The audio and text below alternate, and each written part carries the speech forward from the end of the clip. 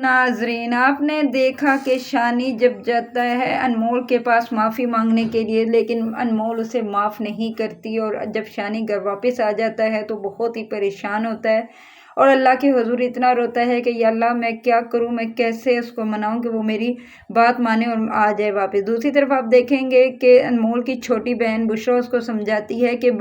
آپ شانی بھائی کو معاف کر دیں، اور ان کو، کیونکہ آپ جب تک انہیں معاف نہیں کریں گی انہیں سکون نہیں آئے گا۔ تو اس پر آگے سے انمول اسے کہتی ہے کہ اس کے طرفداری کرنا چھوڑ دو۔ وہ آگے سے بولتی ہے کہ آپ جانتی نہیں ہیں کہ وہ آپ کے شوہر ہیں۔ وہ کہتی ہے میں جانتی ہوں کہ وہ میرا شوہر ہے، لیکن وہ بس تھوڑے دنوں تک ہی ہے، میں اس سے طلاق لے رہی ہوں۔ تو اس پر آگے سے بشرا کہتی ہے کہ آپ ایسا کیوں کر رہی ہیں، وہ آپ سے دل سے معافی مانگ رہے ہیں، آپ کو چاہیے کہ آپ انہیں معاف کر دیں اور ان کا ساتھ دیں۔ لیکن وہ کہتی ہے کہ تم جو بھی کہو میں اسے معاف کبھی نہیں کروں گی۔ اور پھر وہ اکیلے میں کھڑی ہو کے انمول سوچتی ہے کہ میرے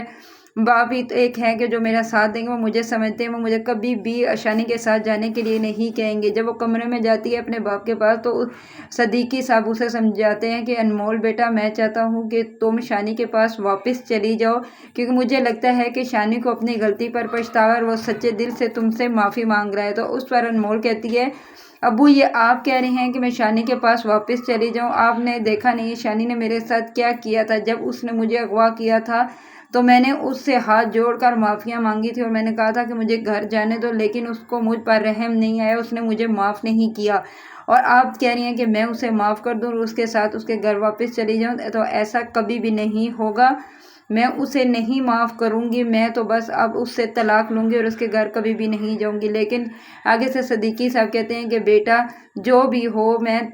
مجھے لگتا ہے کہ وہ سچے دل سے تم سے معافی مانگ رہا ہے، اس لیے تم اسے معاف کر دو، اللہ بھی راضی ہو جاتا ہے۔ وہ کہتی ہے جو بھی ہو میں شانی کو کبھی بھی معاف نہیں کروں گی۔ ادھر شانی بہت ہی اس کو دکھ ہوتا ہے اور وہ اللہ کے حضور گڑ گڑا کے دعا کرتا ہے کہ یا اللہ کوئی تو ایسا وسیلہ بنا دے کہ میں انمول کو واپس گھر لے آؤں، کیونکہ مجھے اپنی غلطی پر پچھتاوا ہے، میں نے بہت برے کام کیے ہیں، لیکن میں اب ان کاموں سے معافی مانگتا ہوں۔ تو یہی جب وہ باتیں کر رہا ہوتا ہے تو وہاں پر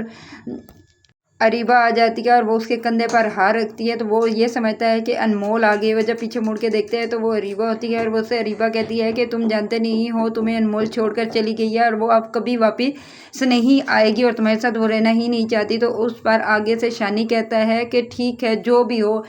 انمول واپس آئے یا نہ آئے، لیکن میں کبھی بھی تمہارے ساتھ شادی نہیں کروں گا، یہ تم اپنے دل سے یہ بات نکال دو۔ تو اس پر اریبہ کہتی ہے کہ تم جو بھی ہو میں تمہارا ساتھ دینا چاہتی ہوں، میں تم تھوڑا سا ہاتھ تو میری طرف بڑھاؤ۔ لیکن وہ آگے سے شانی کہتا ہے یہاں سے چلی جاؤ، تم میری زندگی کو مشکل مت کرو، تم جانتی ہو کہ میں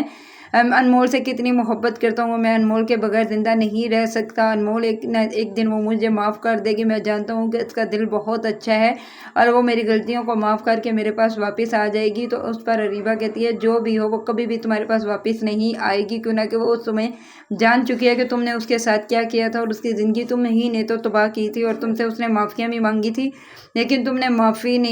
نہیں کیا تھا، اس لیے اب وہ تمہیں بھی معاف کبھی نہیں کرے گی۔ تو اس پر آگے سے شانی کہتا ہے کہ تم یہاں سے دفع ہو جاؤ میری زندگی سے، تمہاری وجہ سے ہی تو یہ سب کچھ ہو رہا ہے۔ اگر ویڈیو اچھی لگے تو پلیز لائک شیئر اور سبسکرائب